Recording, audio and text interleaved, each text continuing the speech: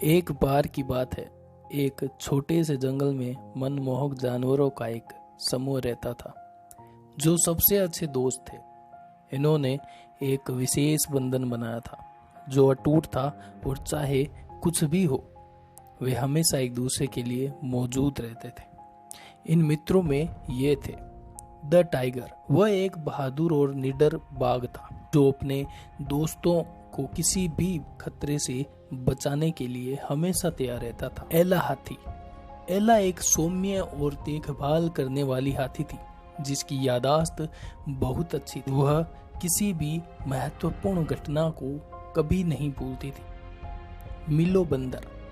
मिलो एक शरारती बंदर था जो अपने चंचल और मौज मस्ती भरे स्वभाव के लिए जाना जाता था। वह अपनी मूर्खतापूर्ण हरकतों से सभी को हंसाता। नीना खरगोश। नीना एक चतुर और तेजी खरगोश थी जो अपनी बुद्धिमत्ता और संसाधनशीलता से किसी को भी मात दे सकती थी। एक दिन जब दोस्त नदी के पास खेल रहे थे, उन्होंने देखा कि पानी तेजी से गायब हो रहा है। कभी उफनती नदी अब एक छोटी सी धार में तब्दील हो गई। अपने घर यानी अपने जंगल के बारे में चिंतित होकर उन्होंने कारण की जांच करने का फैसला किया। एला हाथी अपनी अविश्वसनीय याददाश्त के साथ कई साल पहले आए सूखे के बारे में बड़े हाथियों से सुनी कहानियां याद। बहादुर बाघ टिमोथी ने सुझाव दिया कि उन्हें रहस्यमय वाटर क्रिस्टल की खोज करनी चाहिए जिसके बारे में कहा जाता है कि इसमें बारिश लाने और सूखे को खत्म करने की शक्ति है।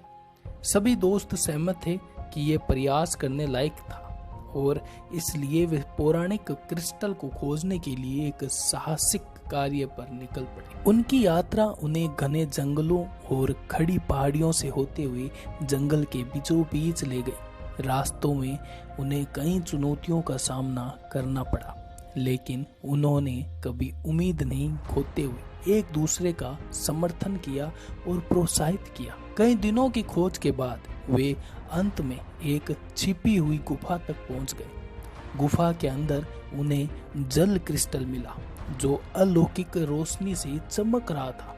वे बहुत खुश थे और जानते थे कि ये कीमती क्रिस्टल उनके जंगल में पानी की कमी को खत्म कर दे। हालांकि क्रिस्टल को एक पहेली द्वारा संरक्षित किया गया था।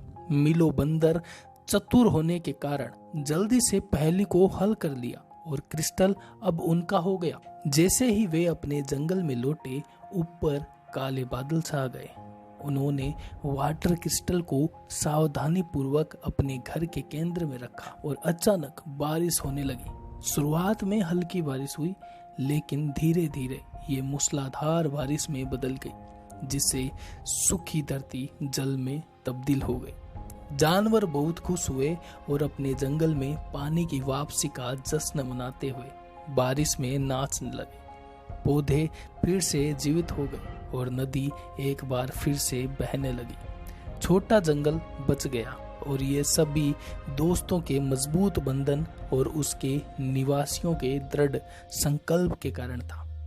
उस दिन से दोस्तों ने अपने जंगल की रक्षा करने और अपनी दोस्ती को हमेशा संजोने का वादा किया। वे जानते थे कि एक साथ मिलकर वे सभी अपने रास्ते में आने वाली किसी भी चुनौती का काबू पा सकते हैं। उनका छोटा जंगल आने वाली पीढ़ियों तक फलता फूलता रहेगा और इसलिए छोटे जंगल और उसके असाधारण दोस्तों की कहानी पौराणिक बन गई। इस तरह इस कहानी का अंत होता है।